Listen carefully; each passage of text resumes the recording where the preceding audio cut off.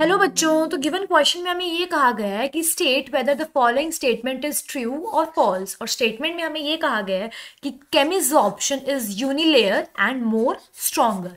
यानी कि जो केमिज ऑप्शन होता है क्या वो यूनिलेयर होता है और ज़्यादा स्ट्रॉन्गर होता है, हमें वो बताना है इस क्वेश्चन में। तो सबसे पहले तो हम बात करते हैं इस क्वेश्चन में की कॉन्सेप्ट के बारे में, और इस क्वेश्चन में हमारा की कॉन्सेप्ट हो जाएगा एड्सॉर्प्शन।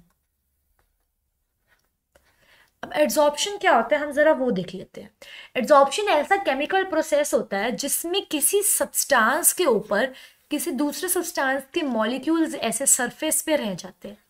एक होता है एड्सॉर्प्शन, एक होता है एब्जॉर्प्शन। एब्जॉर्प्शन में क्या होता है, वो सब्सटेंस ऊपर वाला ऐसे अंदर बल्क में बॉडी के एब्जॉर्ब हो जाता है। लेकिन एड्सॉर्प्शन में क्या होता है, ऐसे एड्सॉर्बेट होता है। एड्सॉर्बेट वो सब्सटेंस होता है जो ऊपर उस जिसके मॉलिक्यूल्स दूसरे सब्सटेंस के सरफेस पे आते हैं, और जिसके ऊपर आते हैं वो होता है एड्सॉर्बेंट। यानी कि ये होएगा हमारा एड्सॉर्बेंट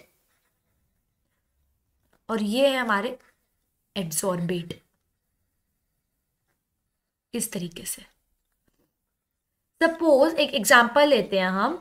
ऐसे हम चौक से लिखते हैं ब्लैक बोर्ड पे, तो जो चौक से वाइट वाइट लिखा जाता है वो सिर्फ उसके सरफेस पे ही आता है। सपोज यहाँ पे टेबल है एक हमारी, टेबल के ऊपर डस्ट आ गई, तो डस्ट के पार्टिकल्स जैसे सिर्फ ऊपर ऊपर लेयर नहीं बना लेते टेबल के, यानी कि वो एड्सॉर्ब हो रहे होते हैं, वो अंदर थोड़ी घुसते हैं टेबल के, वो सिर्फ ऊपर ऊपर सरफेस को कवर करते हैं। इस प्रोसेस को कहते हैं एडजॉर्प्शन। इस तरीके से अब एडजॉर्प्शन दो तरीके की होती है। एक सबसे पहले होती है फिजिजॉर्प्शन और सेकंड होती है केमिजॉर्प्शन।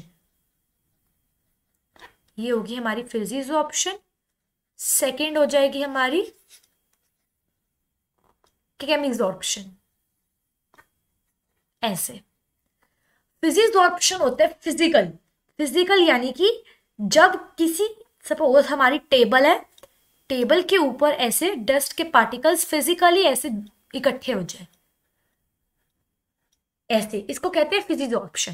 केमिजॉर्प्शन में क्या होता है, सपोज जब ऐसे पार्टिकल्स एड्सॉर्बेंट के ऊपर ऐसे इकट्ठे होने लगेंगे, तब उनके बीच में जब केमिकल बॉन्ड बन जाएगा उसको कहते हैं केमिजॉर्प्शन। सपोज ये कार्बन का एक ऐसे मॉलिक्यूल है, इसके ऊपर ऐसे ऑक्सीजन रिएक्ट कर, मतलब कार्बन का अगर हम ऑक्सीजन से रिएक्शन करवा रहे हैं और रिएक्शन करवाते टाइम ऐसे जब ऑक्सीजन के ऐसे पार्टिकल्स जैसे आसपास इसके इकट्ठे हो जाएंगे, मतलब सरफेस को कवर कर लेंगे, तो सरफेस को कवर करते टाइम इन दोनों के बीच में जो बॉन्ड बन जाएगा कार्बन और ऑक्सीजन के अंदर, इस बॉन्ड को, इस केमिकल बॉन्ड के बनने के कारण इस एड्सॉर्प्शन को कहेंगे केमिजॉर्प्शन।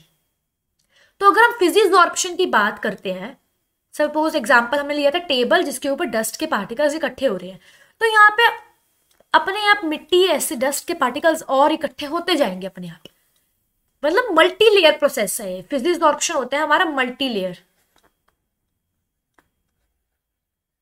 ऐसे मल्टी लेयर प्रोसेस होता है ये, अपन इसके ऊपर एक के ऊपर दूसरी लेयर अपने आप कवर हो सकती है। लेकिन केमिजॉर्प्शन होता है यूनिलेयर। सपोज कार्बन का जब इधर ऑक्सीजन से रिएक्शन हो रहा था, तो सिर्फ ऑक्सीजन की एक ही लेयर ऐसे कवर कर सकती है ऑक्सीजन के पार्टिकल्स की, मल्टीपल लेयर्स ऐसे नहीं आ सकती। यूनिलेयर होएगा तभी इनके बीच में एक बॉन्ड बनेगा, कार्बन के बीच में और ऑक्सीजन के पार्टिकल के बीच में, ये यूनिलेयर है। अब सिंपल सी बात है, फिजिक्स में फिजिकली यहाँ पे वंडरफुल फोर्स ऑफ अट्रैक्शन होएगा इन दोनों पार्टिकल्स के बीच में, ऐसे टेबल के पार्टिकल्स के बीच में, डस्ट के पार्टिकल्स के बीच में।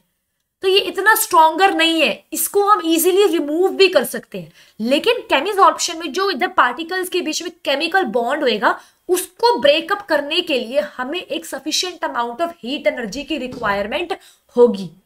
क्योंकि हीट एनर्जी की रिक्वायरमेंट होगी केमिजॉर्प्शन में, इसलिए हम कह सकते हैं कि जो बॉन्ड इसके अंदर बन रहा होगा वो मोर स्ट्रॉन्गर होएगा, ज्यादा स्ट्रॉन्ग होएगा।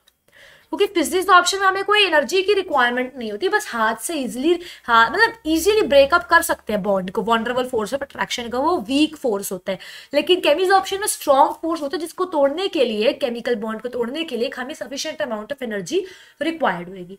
तो अब हमें क्वेश्चन में क्या गिवन था कि जो केमिकल ऑप्शन होता है वो यूनिलेयर प्रोसेस होता है और बहुत स्ट्रॉन्गर होता है, और ये जो स्टेटमेंट हमें गिवन है ये ट्रू है, यानी कि सही है, क्योंकि यहाँ पे हमने ध्यान से देखा तो यूनिलेयर ही प्रोसेस हो रहा था और बड़ा स्ट्रॉन्ग था, तभी हमें एक सफिशिएंट अमाउंट ऑफ एनर्जी की रिक्वायरमेंट थी, विच मीन्स ये गिवन स्टेटमेंट हमारी ट्रू है, एकदम सही है.